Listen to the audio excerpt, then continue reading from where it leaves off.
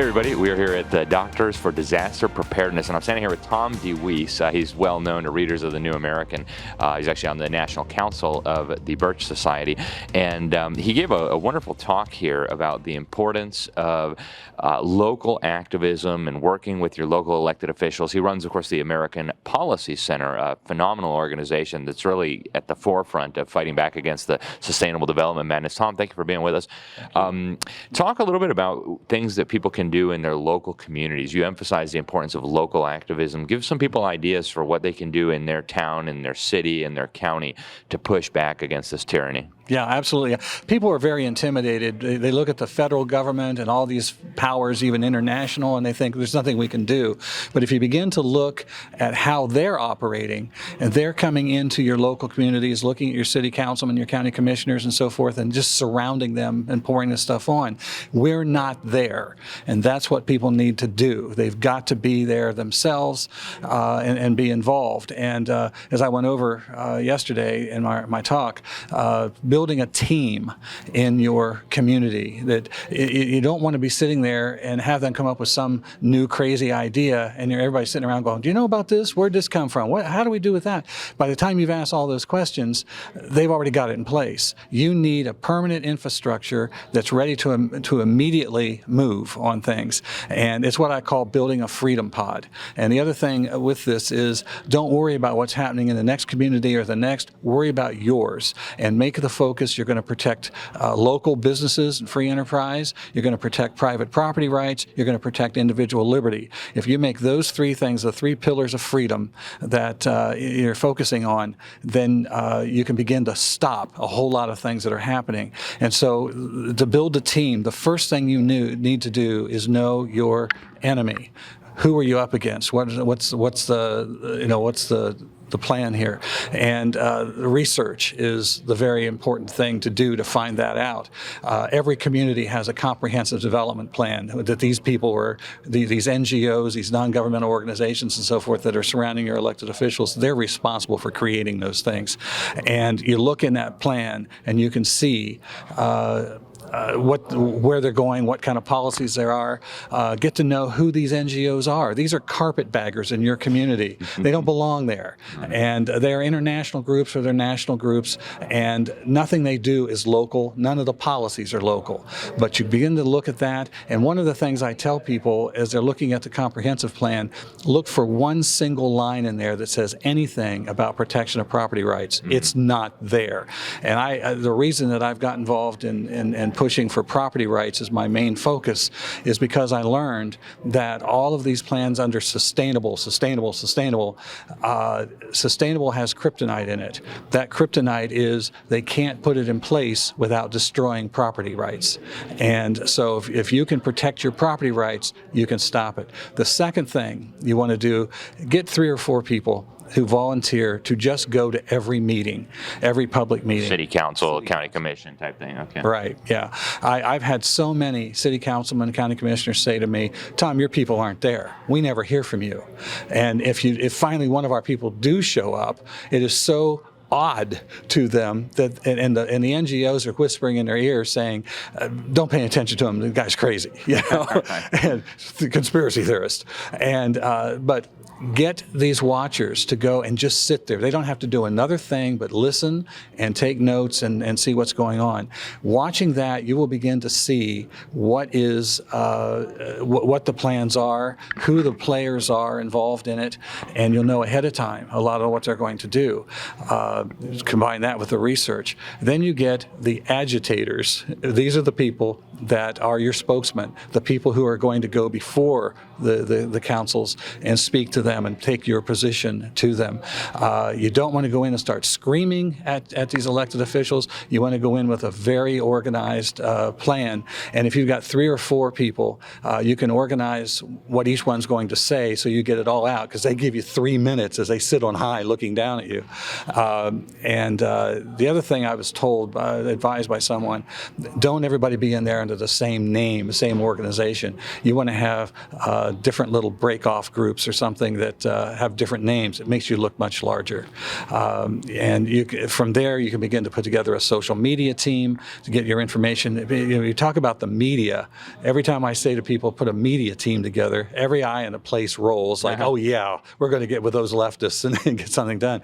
But first of all, if you put a social media team together and they can begin to put stuff on social media and you can help spread information that way, you can also I think it's very important that you do talk to the media. Don't ignore them. And you never know when a reporter is going to listen to you and hear something you say. Just get a conversation going, contact with them. That's all. Don't try to pressure them on anything. And all of this leads to the main thing we need to do is get good people elected to office. And there are lots of tools that you can do, to prepare for that. You need to keep a good record of them. One of the things that I talk about creating is a scoring system that you're looking at what policies have they put in place and score them 1 to 10. 1 is total tyranny, 10 is freedom. And then you look at who voted for these things and how, then you rate them. You put that scorecard out on them, you get their attention real quick. And this can help build your operation, your little organization very quickly to get a lot of attention, a lot of influence. And because I've never met a politician yet that wanted to be scored a 2. And stuff. But the other thing is begin to organize your precincts. Don't wait for a political party to do that. But your precincts. All this is somebody in each neighborhood who gets around to know your neighbors, know who they are, the ones you really want to get in the polls, the ones you don't want to get in the polls, but to take information about candidates and that sort of thing, to watch that. The other thing that we need to do is a lot of people from our side who are very conservative. We're conservative because we don't like government. We don't want massive omnipotent government. And the problem with that is that we aren't there. We don't want to go to city council and county commission meetings. We've got a family to raise, we've got a job to do, and so I hear it all the time. But the other side does. And so we've given them this totally clear playing field to go in and do whatever they want to do. And the result of our disliking government to that point is we get more government. Yeah. So, we've got to be there and organize that permanent infrastructure, the freedom pot in your community. If you do this step by step, get some good people elected, it'll begin to move up. Other communities will say, how did you do that? And they'll want to begin to build the same thing. And then it can move up to the state legislature, and then that begins to affect Congress. That's how we do it, from the bottom up rather than from the top down. And how do you fight the pressure to take the federal money, the state money that is an incentive basically to roll out these attacks on property rights? How do you convince a city commission or a county council to say, no, we're not going to accept that, especially when the left-wing organizations are going to go around and say, oh, look at these clowns, they turn down all this free money and we had a right to that money. How do you combat that? Yeah, that is a major problem, and you're absolutely right. And that is exactly how they put the pressure on that this is your money and your elected officials are depriving you of your money. The first thing to do, understand that these grants from HUD, EPA, Department of Transportation, others, a lot of these NGO organizations helped write those grants, and they put in those grants very specific things. You may have a city council that wants to just get a grant to help repave Main Street because you've got infrastructure under there. Maybe it's 100 years old and they need new pipes, they need new wires and so forth. That's an honest thought to do this. But you end up taking the grant and you find out there are all kinds of details in that grant to fulfill on it, to comply to it, that dictates maybe to put a roundabout on each end of Main Street, or maybe to use certain kind of plumbing codes and building codes and so forth. You need to look into that, and that's part of the research. Look at the grant. What's it say?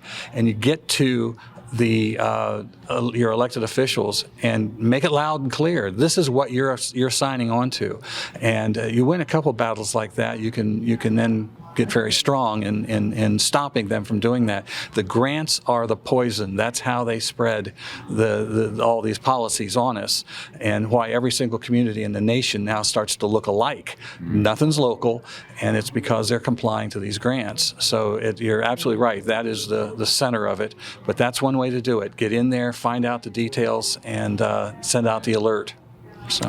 Very good. And Tom, you have a book out that talks about some of these strategies. It's actually for sale right over there on that table. Tell people how to get it, why they need it, and also how to find you on the internet. Sure. What we've created is the Local Activist Handbook, and in this handbook we have the first half of it is a lot of these things I'm talking about, a lot of details of how to organize the precincts, how to put your freedom pod together.